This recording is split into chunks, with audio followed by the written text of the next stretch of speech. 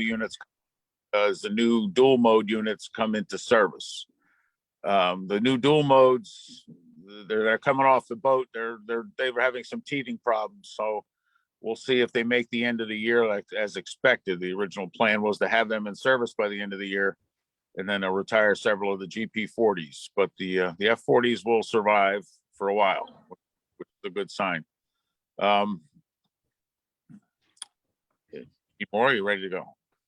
We're ready to go. So Delekia, you've known Steve a lot longer than I have. So would you like to introduce Steve Barry? Oh, Steve is a longtime friend of Tri-State and the railroading. Steve and I have been friends, I think, where we meet in Denver in 1987 or 6, but out of the UP steam trip. But no, Steve and I have been good friends for many years. We worked together at Railfan Railroad for a couple of years, and Steve is currently the editor of Railfan Railroad. So he's traveling the country, out of state, most of his life, and photographing railroads. What are you up to? 200,000 slides now, Steve? It stopped at about 140,000 when I changed over. All right, and he's got them all cataloged and digitized. So it will be the ultimate preserved collection someday. So I'd like to welcome Steve again. He makes an annual visit to us for a presentation, and we're grateful for that. So thank you, Steve, and it's great to see you, even if not in person. I always did a dinner at the Lackawanna Diner before the shows, but we didn't do that this year. Next year for sure. Yeah, next year for sure. Thanks a lot, Mike. Greetings from Railfan Railroad magazine. Most of you are familiar with the magazine, so I'm not going to go through my usual dog and pony show to explain it, other than to say it was published by Carson's Publications up until 2014, up in Newton in Sussex County. In 2014, it was sold to White River Productions. And then in 2016, I moved the office from Newton to South Jersey. So that's a little bit about the magazine. Still coming out every month, whether I want to or not. The deadlines always roll around. So there is that. Can you all see the Railfan graphic on the screen there? Yes, sir. Okay. So we're going to jump right into the show. The show is basically steam in the 2020s, which has been all of 2 years and a month so far. And a lot of it was limited travel due to COVID, obviously. This is by no means comprehensive. It's just stuff that I have shot over the past couple of years. We're going to start out over on the left coast with the Niles Canyon Railway. They recently acquired a really nifty 2442 standard gauge logging steam locomotive, the Skookum. It had run in Oregon after it had been restored back in, I believe, 2019, 2018, it was first restored. But it's now on the Niles Canyon Railway. And these are scenes from a Lero photography charter put together by Pete Lero. And you'll see a lot of Lero stuff over the course of the program. Niles Canyon Railway operates on a former Southern Pacific line. As the name implies, it goes through Niles Canyon, which is located roughly in the Bay Area in California, just east of the Bay.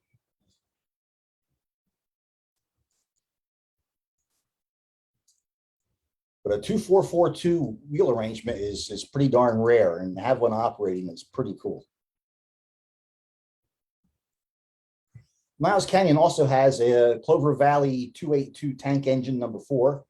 Here we see the 4 blasting through some ex-Southern Pacific lower quadrant semaphores that are now along the right-of-way at the railway.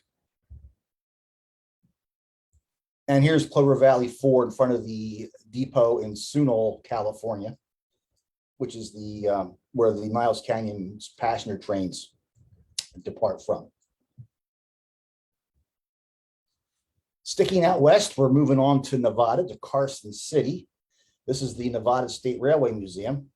And as part of, once again, as part of a Pete Laro charter, they fired up 440 Inyo, an authentic 1860s wood-burning steam locomotive.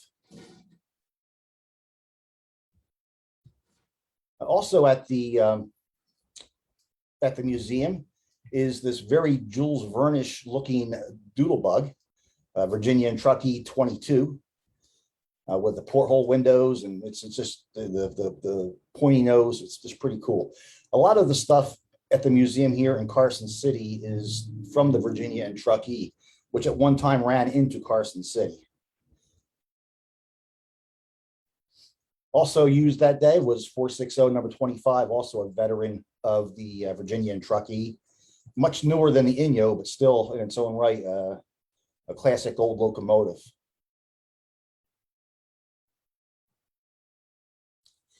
And they put out the call for some reenactors to come out to pose for the night photo session, which is always a big part of Laro photography charters. What they hadn't counted on was like pretty much the entire town coming out dressed up. So we had quite the crowd for our night photo session. In the background is narrow gauge 260 Glenbrook. Once again, an authentic 1860s wood-fired steam locomotive. Part of the main line at the museum in Carson City is dual gauge, so the Glenbrook can operate as well as the Virginia and Truckee locomotives. And here we see the Glenbrook on the dual gauge gallows turntable at the museum.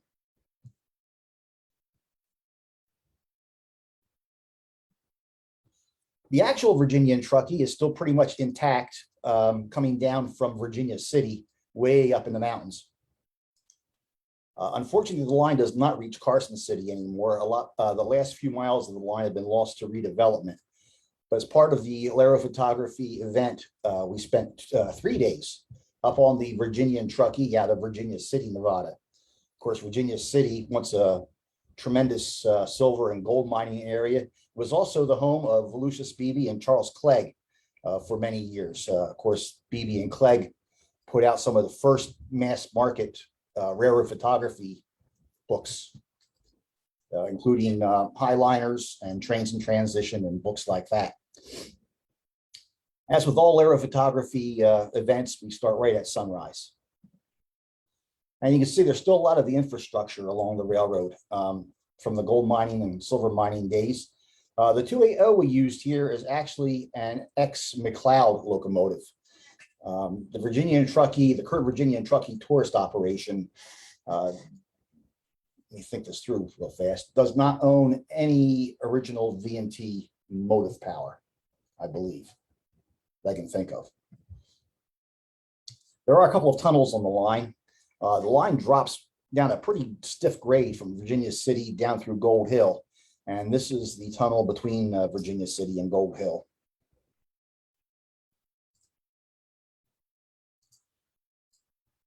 If anything is wrong with these scenes, it would be that the right-of-way is probably in far better shape today than it ever was back in the original V&T days. This is the depot at Gold Hill. We did a night photo there.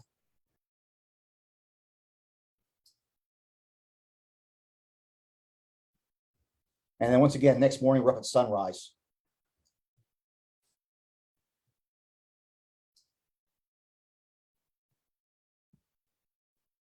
And back to the tunnel.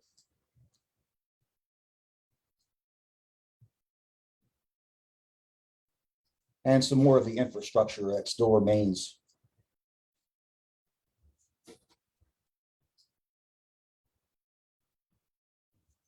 This is another tunnel on the line. This is down below Gold Hill on the way to Carson City. A little more modernish portal to it. We had run the freight train pretty much for a solid day and a half.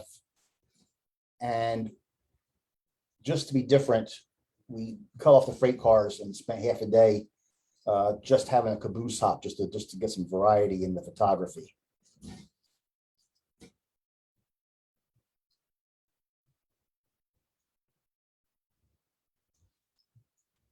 Moving into or staying in Nevada, we're over in East Ely, Nevada now on the Nevada Northern, and one of the prettiest 460s in captivity.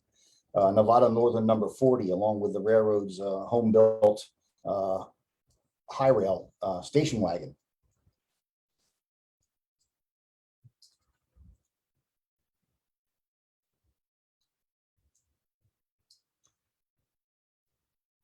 This is actually the Nevada Northern's railroad photography weekends that they hold every year.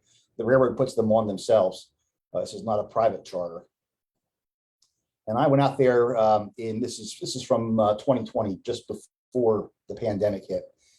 40 would go down for its federal 1,472-day inspection after this event, which means it'll be out of service for a few years.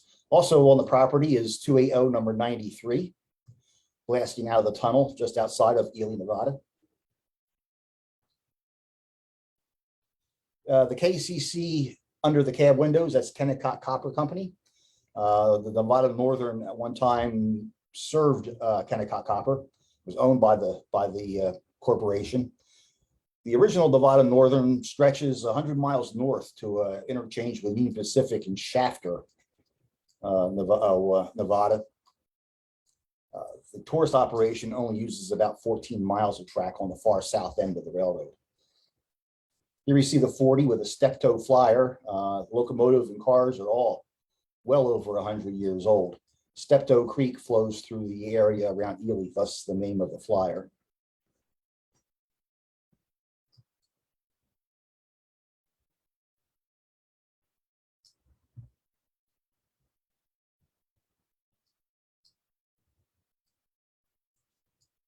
Very pretty locomotive, though, the 40 is.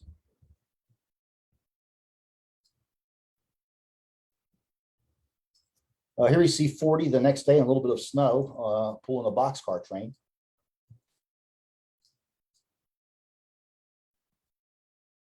And 93 on the boxcar train with a camp car tucked in front of the caboose.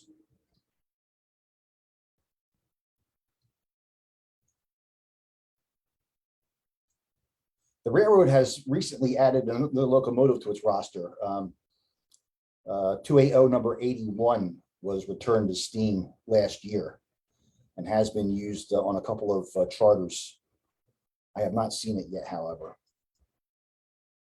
This is the East Ely Yard. That's the East Ely Depot on the far right-hand side of the screen there.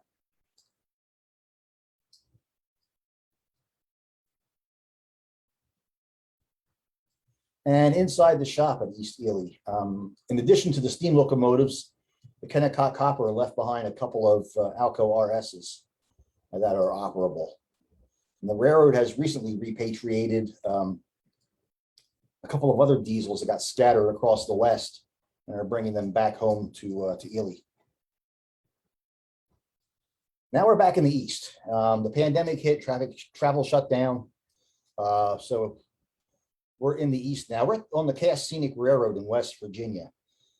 Cass was the former Maurer Lumber Company operation out of the town of Cass, which is nestled way down in that valley on the left center of the picture. Cass uses exclusively geared locomotives, the Shays and Heislers.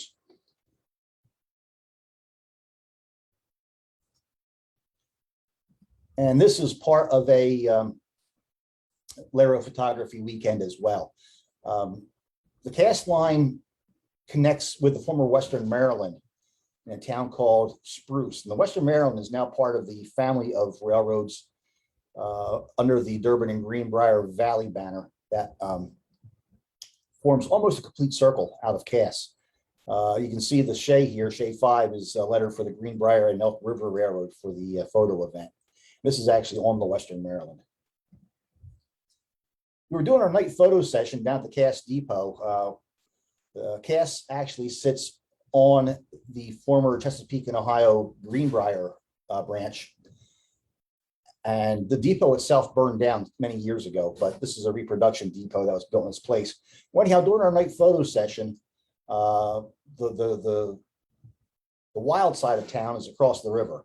And during our night photo session, the folks on the wild side of town decided to set off fireworks, which were right behind our night photo. We didn't complain. We just incorporated the fireworks into our shots. This is on the C&O's Greenbrier line, which is now also under the Durbin and Greenbrier Valley banner. We have a Heisler here, letter for Meadow River Lumber for the photo event. Eventually, they want to put in a complete circle in this area. You go from Cass up the Cass Scenic, the Mauer Lumber Company line to Spruce, Old Spruce, and drop down into Spruce, pick up the Western Maryland, take that into Elkins. From Elkins, you can take the Western Maryland over, and you can almost get to the town of Durbin. There's a missing gap there. But they hope to rebuild the railroad to Durbin, the Western Maryland.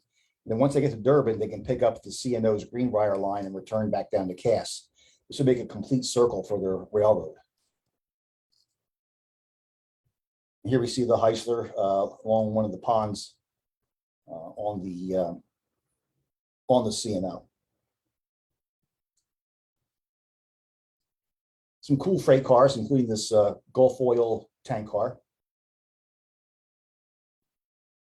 The URHX reporting marks, I don't think, are United Railway Historical Society. Now we're in Delaware, about 20 minutes from where I'm sitting right now. This is the Wilmington and Western, and they run an 060 on their tourist trains right now. They have another 440 that's beautiful, but is down for its 1472 right now. This is on the 4th of July in 2020. So the locomotive is decked out in its bunning. It leaves from Greenbank, Delaware, which is near Wilmington, and follows Red Clay Creek up to the town of Hockessin, Delaware.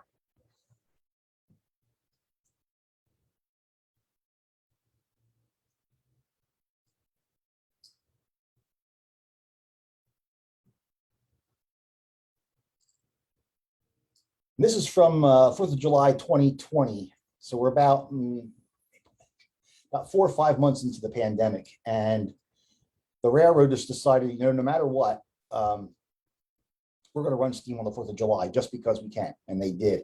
But they found that because of social distancing and their train capacity, it was uneconomical to run steam on every trip in 2020. You just couldn't sell enough tickets and still maintain social distancing. Here's a train arriving in the town of Hockessin at the north end of the railroad. On a different day, the locomotive is minus its red, white, and blue bunning. Here's the train just leaving Greenbank Station on one of many crossings of Red Clay Creek. Up until about 20 years ago, all these bridges were timber trestles.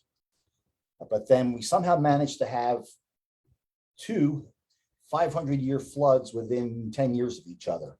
And between the 2 floods, it took out most of the bridges on the railroad. So they've all been replaced by these more modern steel bridges. Stored in the town of Yorkland, Delaware, about 2/3 of the way up the railroad, is this former Pennsylvania Railroad 060, which is currently privately owned and just in storage on the Wilmington and Western.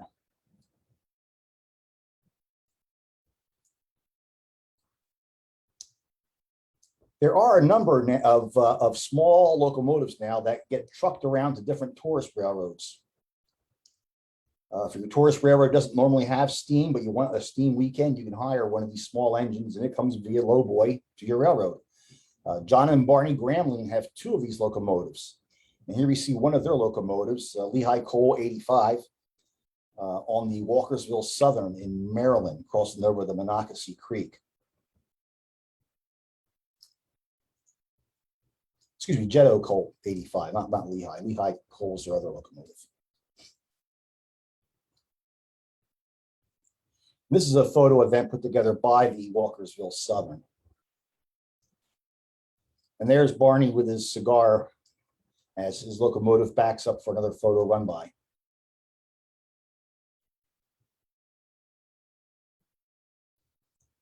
Another small engine that's been restored recently is Jones and Laughlin Steel number 58, a super chunky 040 tank engine that weighs a bazillion pounds because it was used to haul heavy stuff around the steel mill. It's been restored by the Youngstown Steel Heritage Museum in Youngstown, Ohio.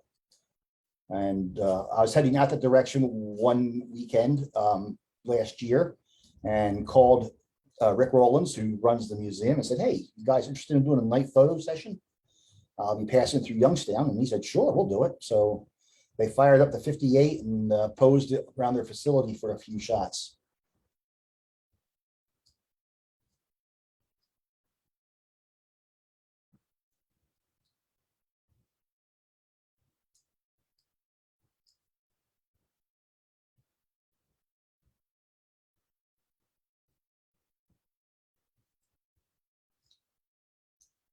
Up in Scranton, they did a cosmetic restoration of Union Pacific Big Boy number 4012.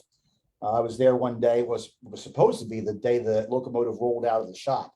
Unfortunately, it was nowhere near ready, but they forgot to inform me that it wasn't ready. So I was up there for the grand rollout and didn't get it.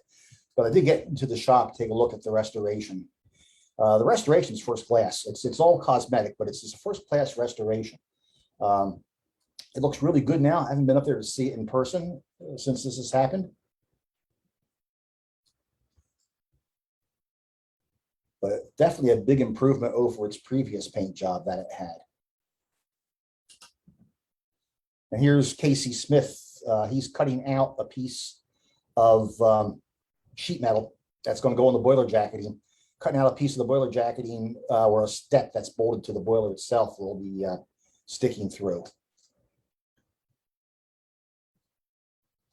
And here's bits and pieces of the big boy, some of the original boiler jacketing, some of the new boiler jacketing is going to go on its place, as well as the various domes from the top of it.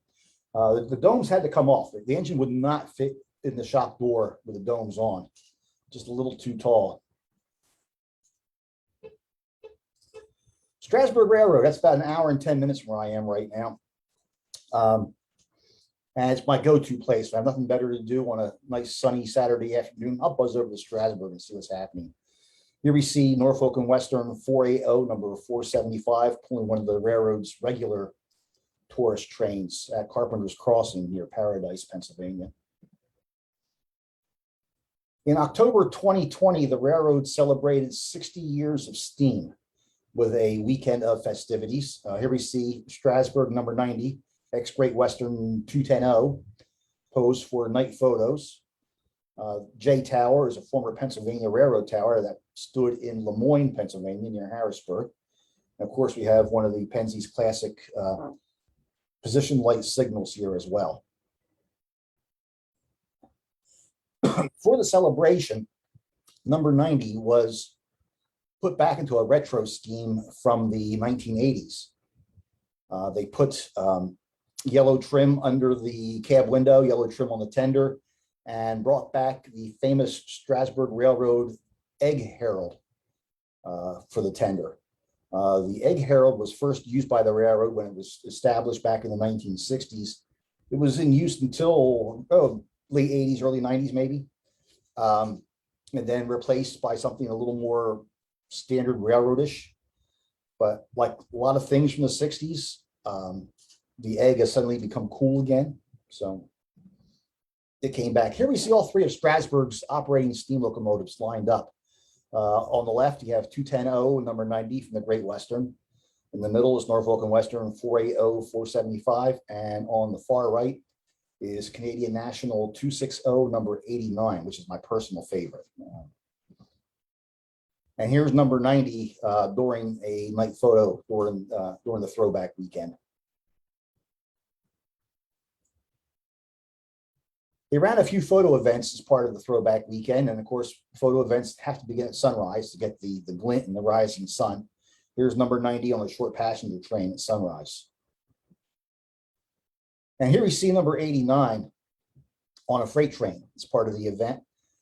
These Canadian National 260s are among my all-time favorites. If I was going to start a tourist railroad, I would get a Canadian National 260. They look perfectly fine on a short passenger train. They look great on a photo freight. They're just a great dual purpose locomotive. The Herald and the Tender actually says Strasburg Railroad, but it's done in the style of Canadian National. A nice touch by the Strasburg. And here's number 90 in its throwback scheme, complete with the egg on the tender.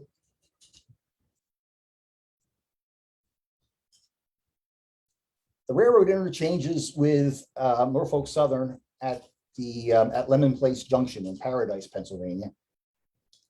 Lemon Place Junction is also where it's former Pennsylvania Railroad main line, now used by Amtrak for Keystone service between Philadelphia and Harrisburg. And here we have number 89 and number 90 out at the interchange to greet one of the Keystone trains going by. Norfolk Southern provides local freight service, and Strasburg has freight customers, so they do receive interchange from NS. For the throwback weekend, we had a couple of folks dressed up in 1960s attire. Here we see 89 and 90 at Groff's Grove, the online picnic grove on the railroad. And the next morning, we're back out at sunrise again. Now number 90 is in charge of a 10-car passenger train.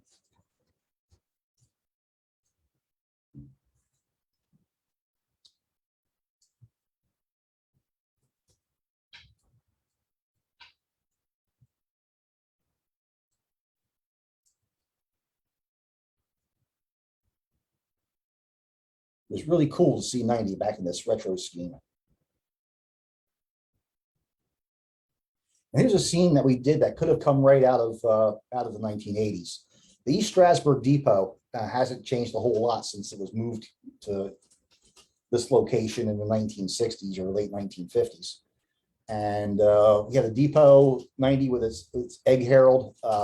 This is just a scene straight out of Strasburg's past.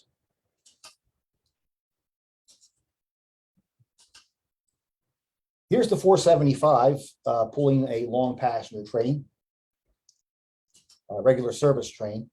One of these days, I'm going to recruit a bunch of volunteers. We're going to sneak out in the middle of the night and tip that cell phone tower over, because it's right in the way of a lot of photos out there.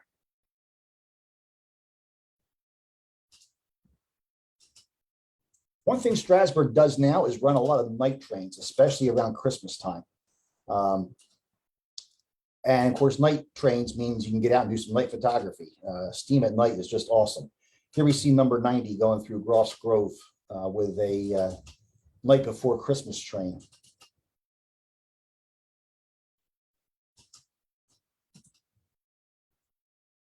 And 90 approaching Esmond Shade Crossing.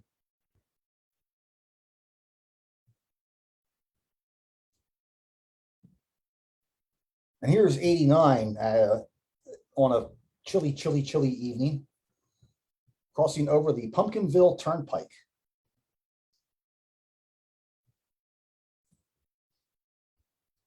Here's 90. Here's how 90 normally looks. It's lost its throwback yellow striping here. The egg herald on the tender has been replaced by standard Strasburg lettering. This is how it normally looks when it runs.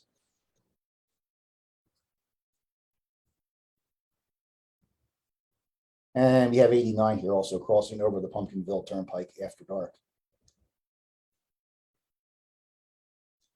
And they run several trains at night, so you have time to go to the other side of the tracks and shoot a different angle. And this next shot is just up the hill to the left of this shot with 90.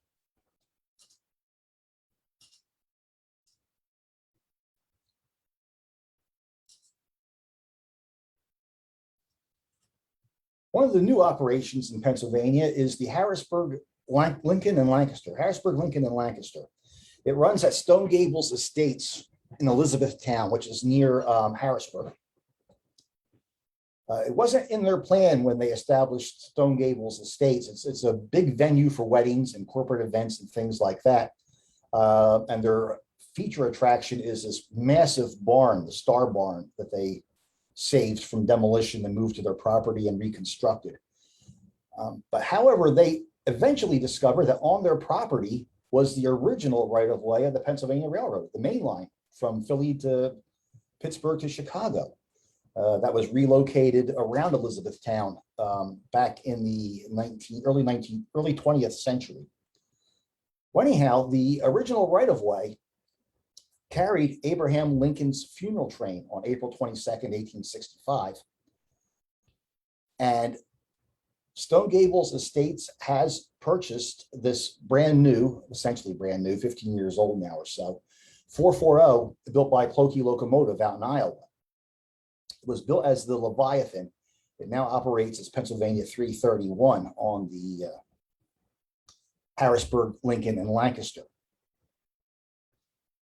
And every year on April 22nd, they know the funeral train passed through this area at about 12:05 p.m. So every year on April 22nd, at 12:05 p.m., they run the Lincoln funeral train. But sometimes if it falls on a weekend, they have a big crowd there. This particular year, April 22nd fell on a weekday, so they just invited some rail photographers out to photograph the train. It's passing next to the Hers Mill covered bridge here, which was located at one time not far from Strasburg. Stone Gables Estates dismantled the bridge, board by board, timber by timber, moved it over to their property in Elizabethtown and reconstructed it. The bridge was originally a two-span bridge, had a pier out in the middle of the river. The second span is going to be used on the railroad to make a railroad covered bridge when they expand their track. And here we see the 331 with the Lincoln funeral train.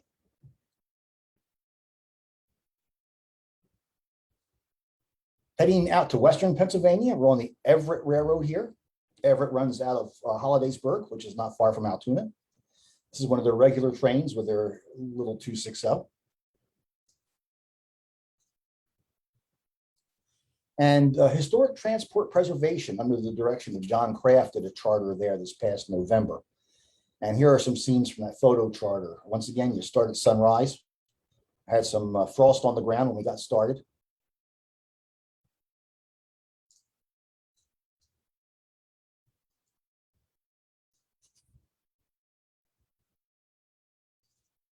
And Historic Transport Preservation set up a few scenes along the right-of-way for us to shoot.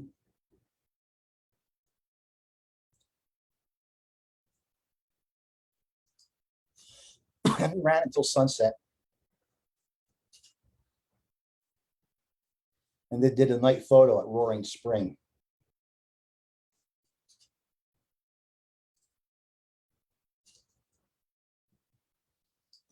One of the biggest stories in the past of the 21st century at this point is the restoration of the East Broad Top Railroad.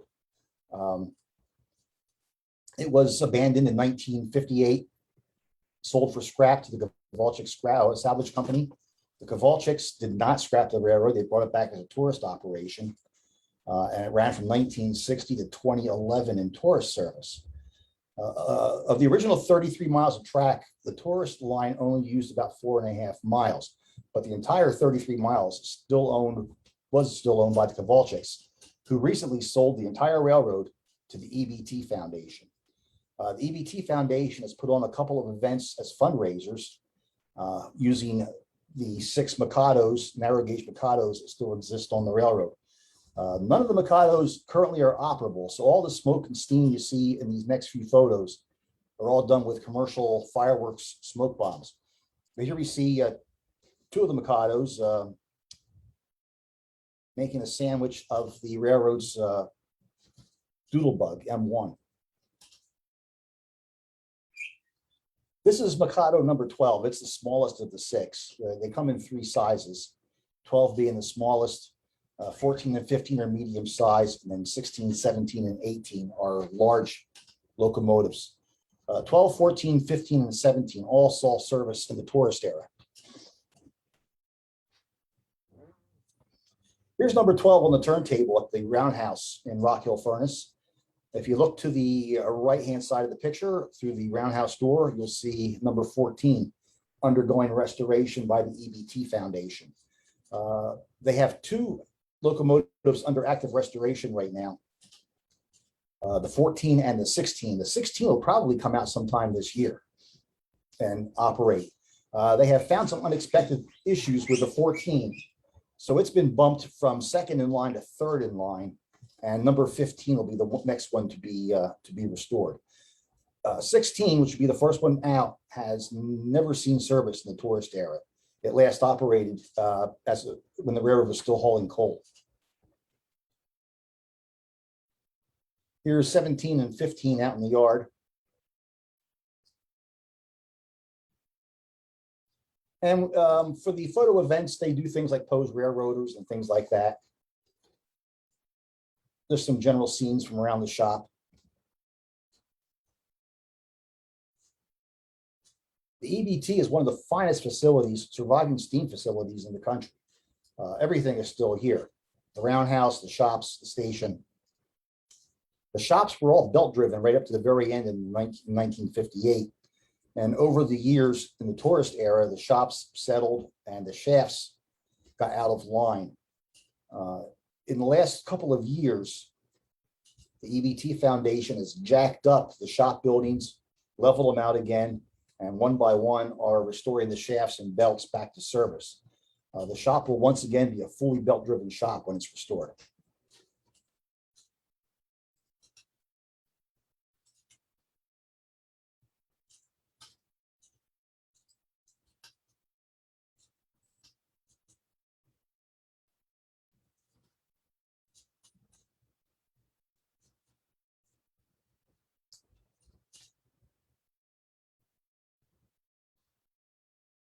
It's really cool to walk into the roundhouse with 6 Mikados still inside.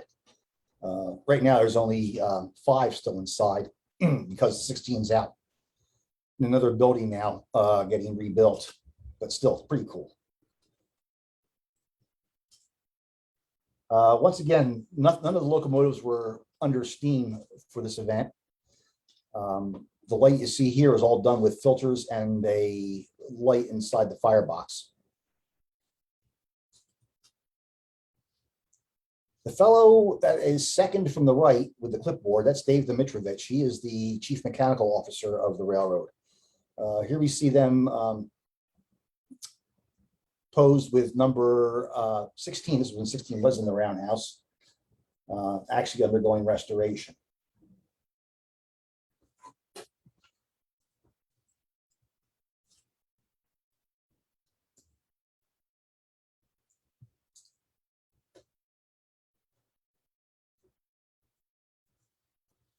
When the East Broad Top was a going concern back in the 1940s, 1950s, the man in charge was C. Roy Wilburn.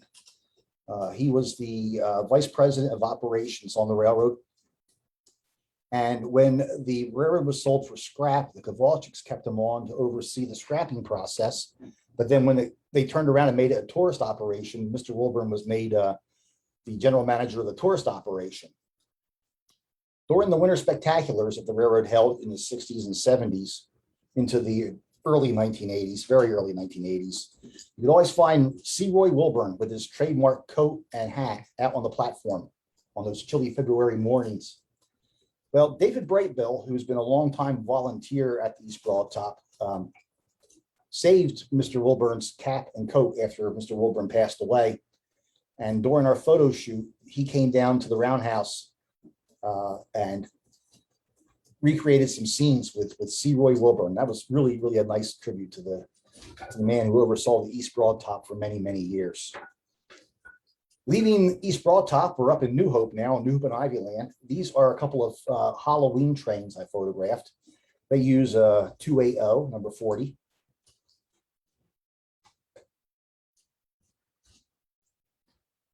This is a location known as Hood, which is just outside of the town of New Hope. These first 2 shots are from the Halloween trains in 2020. And then I was back in 2021 and got this shot here.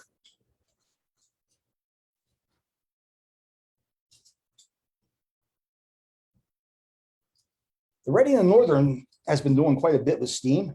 They've used 460, number 425 for many, many years now. I only saw 425 once during the pandemic. That was this shot here coming up out of Jim Thorpe, passing through the glorified highway overpass. They call it a tunnel. It's a highway overpass more than anything else. At Nesquehoning. Unfortunately, I should have seen 425 more, but it's down for its 1472 now, so it'll be down for a while. Also on Ready in the Northern Track is Jersey Central 060-113, which has been restored by Project 113 in Minersville. And each year around Christmas time, they run Santa Claus trains using this really chunky CNJ switcher. Here we see the switcher coming through West Cressona past some Reading and Northern Power.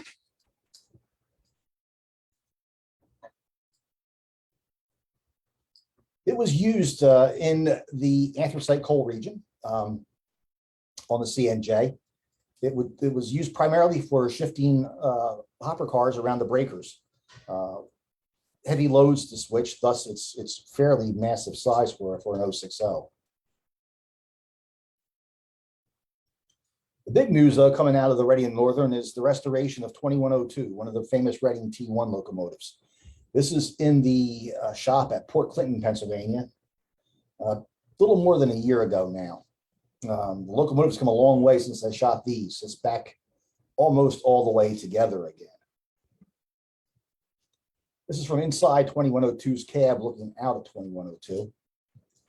2102 is scheduled to be out of the restoration shop in April. It's going to work on some freight trains first and do its first passenger run over Memorial Day weekend coming up.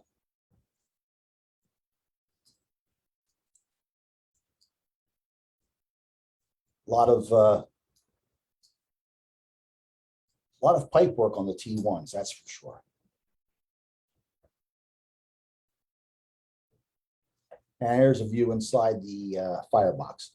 Like I said, this was about a year, a little more than a year ago now. I took these shots. About the only mainline steam I really saw was 765, Nickel Plate Road 284. Each year it runs on the Cuyahoga Valley Scenic Railroad in Ohio, just below Cleveland. And I happened to be passing through the Cleveland area this past September and was able to spend a day chasing 765 around. It normally lives in Fort Wayne, Indiana, but it was over on the making its annual visit to the Cuyahoga.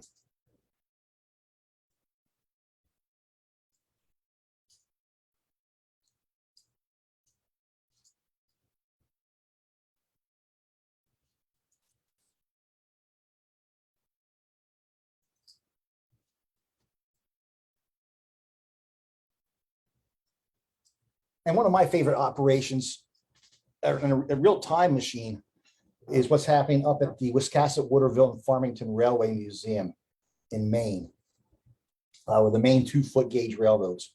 The WWNF Museum is actually restoring track on the original right-of-way of the WWNF. Here we see Bridgeton and Saco River 244 tank number 7, passing through a pony truss bridge that was originally on the Boston and Maine standard gauge bridge, but has been moved to the WWNF for preservation.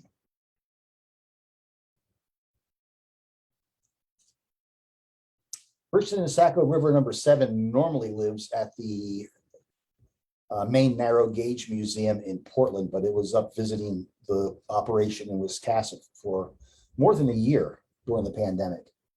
This is the only locomotive, only original Maine 2-foot gauge locomotive that the WWNF Museum actually owns. We see it here decked out as Sandy River and Rangeley Lakes number 6, which it actually was at one time. It later became Wiscasset, Waterville, and Farmington number 9, which it usually runs as. But for this photo weekend, they set it back to its Sandy River scheme. Here we see the Sandy River locomotive passing Monson 044 tank number 3. Another locomotive that normally lives down at Portland.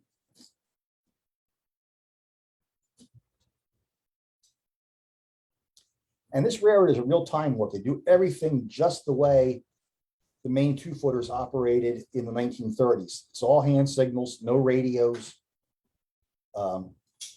It's quite the time warp. Really immersive.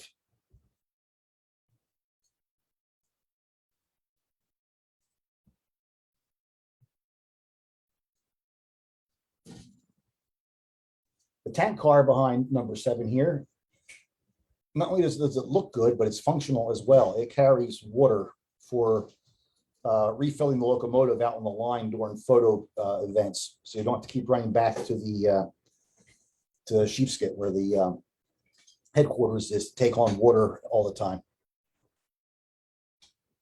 And here we see a sack of Maine potatoes at the grade crossing.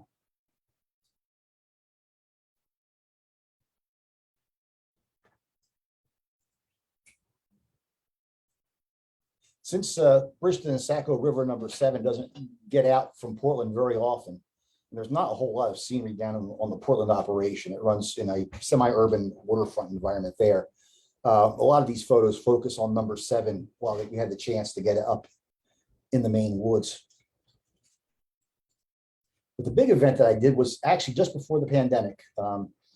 Headed up to Wiscasset in January of 2020 for a photo weekend. The temperatures started out close to 0 each morning, got up to about 12 by midday.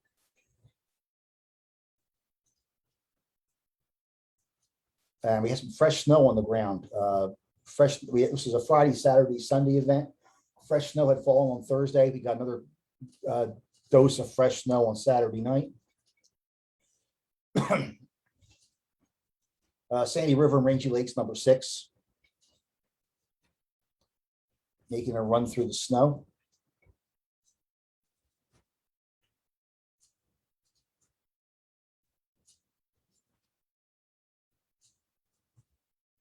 They have this Armstrong turntable there, and since I was there last, they have actually started to build a replica of the roundhouse that once stood near here.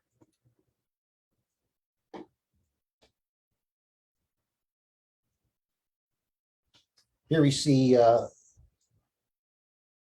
Wiscasset, Waterville Farmington number 9 now in its more current identity. They backed a train down the hill. This is a place called Top of the Mountain, and it's a steep grade going down heading north. Train back down the mountain, and unfortunately, they got stuck down there. Also, fortunately, this was a multi-locomotive event, so they just sent Monson 3 down the hill to couple up to number 7 and pull it up out of the hole there. So we wound up with a double header.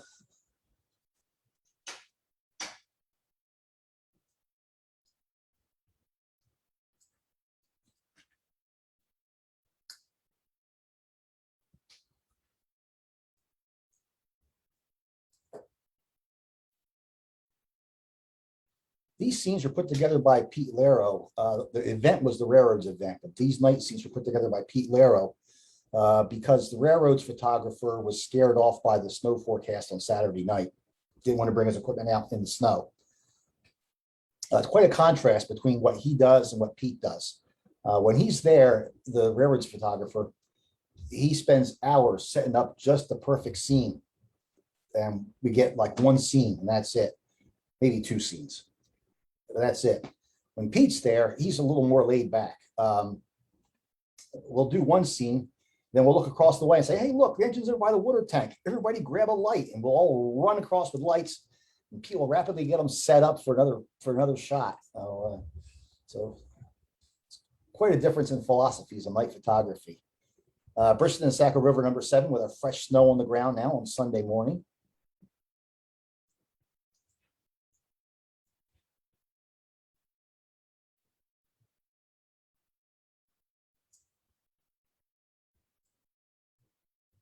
And just because they could, the railroad decided to put together every available piece of rolling stock that would roll and run it as one train. So here we see number 7 double-headed with, I think that was number 6 behind it, or number 9 behind it rather. along with all 13 cars that the railroad has restored so far.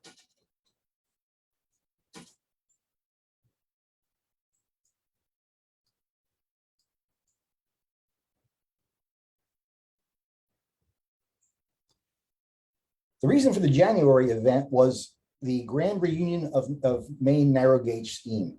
Believe it or not, there are only 5 original Maine narrow gauge 2-footers that survived from the vast network that once operated throughout Maine. So all 5 of the survivors were brought up here to Wiscasset for the weekend. We have from left to right, we have Monson number 4, Briston and Saco River number 8, I believe that was. Monson number 3. In the background there is Wiscasset, Waterville, and Farmington number 9.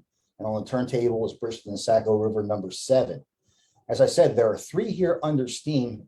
The other 2 are owned by the museum down in Portland, and they just announced last year that they will be restoring both locomotives to service. So we're not too far away from having all 5 surviving Maine narrow gauge locomotives back under steam.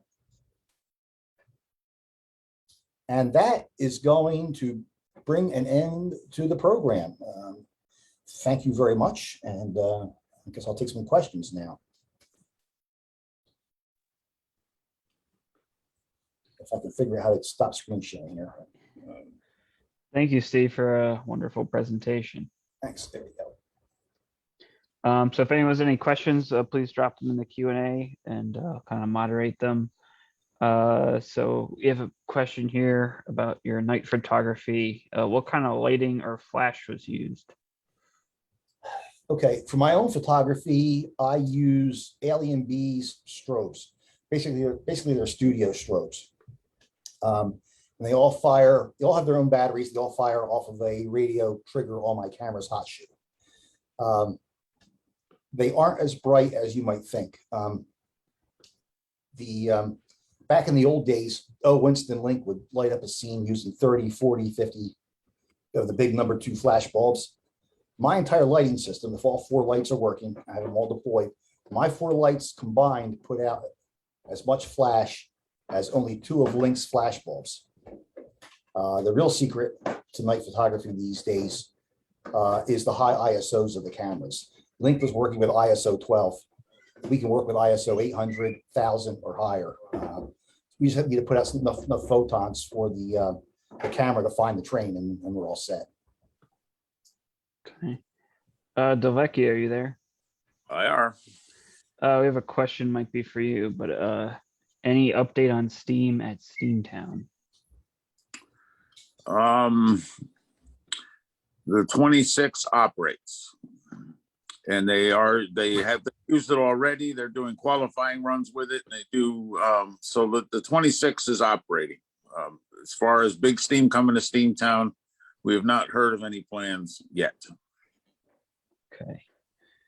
Might be a question for either of you. Could you expound on why some of the billowing clouds from steam locomotives are white and some are pure black? Well, either of us could do it, but the white clouds are steam, the black ones are coal, and the combination makes gray. So There you go. You can generally tell by the plume what the locomotive is doing.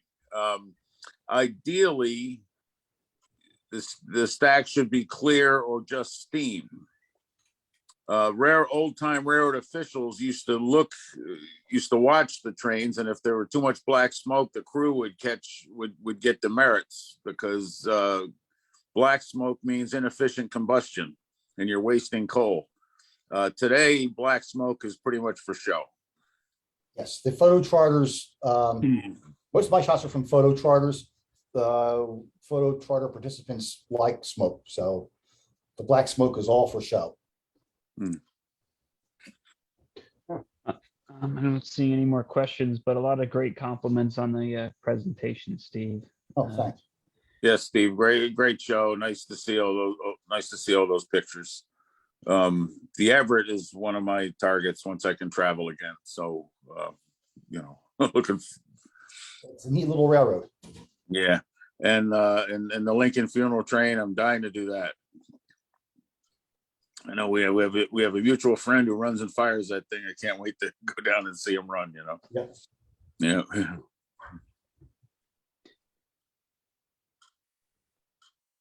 Someone has said that your presentation sets a new standard of excellence for historic railroad presentations. So, I don't know about that, but I appreciate the compliment. Not seeing anything else. So I guess that's it from us. Thank you, Steve, for coming out. We're always very happy to have you. Hopefully next time we'll be back at the museum. I hope so. It's always nice to get together. Absolutely. Yeah. And the big show in the East is going to be the Reading and Northern 2102. What they're doing this year follows in tradition. Last time they restored it and got it running again, they ran a series of freight trains unannounced. So a few people who knew went out and caught them. And you had the 2102 pulling coal hoppers and coal country, imitating the old scene. So Andy's doing that again this year. Now, if I were to do this program again in the fall, in addition to what I showed now, we'd have the addition of the 2102, the Western Maryland Scenic's 1309, and probably some East Broadtop steam added to the mix. So a lot's happening this year. It's going to be a good year for steam. Yes, and 1309 is an amazing engine, and it's the only true Malley running in that it reuses its own steam. So I'm dying to hear it work hard. So far, all the video we've seen of it, it's not working hard, because working hard for that engine requires a lot of weight, Oh yeah. Yeah, but the steam goes into the rear cylinders, and then the exhaust from the rear cylinders goes up to the front cylinders, which is why they're so big. And all those air pumps on the front, that's going to be a fantastic engine to experience, because there's so much plumbing, so much going on that engine. And don't be afraid to buy tickets for it, because that is not a cheap engine to operate. It is not. Burns cubic dollars. In fact, one of the most thoughtful gifts, the steam locomotive operators are asking for donations all the time because they need it. But one of the most thoughtful gifts, I thought, was, I forget which chapter, one of the NRHS chapters gave them like 60 tons of coal. And that's very thoughtful, because that's, that'll be like a weekend of running with that engine. Railroaders like coal for Christmas. Yeah.